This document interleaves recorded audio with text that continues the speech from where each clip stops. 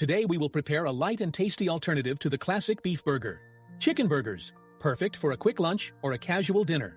Ingredients: 4 hamburger buns, 500 grams of ground chicken, 1 egg, 50 grams of breadcrumbs, 2 cloves of garlic, 1 teaspoon of mustard, extra virgin olive oil, lettuce leaves, tomato slices, salt and pepper, cheese slices, sauces to taste, such as mayonnaise, ketchup, and mustard. In a large bowl, mix the ground chicken with the egg, breadcrumbs, finely chopped garlic cloves, mustard, salt, and pepper. Knead well with your hands until you obtain a homogeneous mixture. Divide the mixture into 4 equal parts and shape them into patties. Press them slightly to give them the shape of hamburgers. Heat a drizzle of extra virgin olive oil in a non-stick pan over medium-high heat. When the oil is hot, add the chicken patties. Cook the burgers for about 5 to 6 minutes per side, or until they are golden brown and cooked through.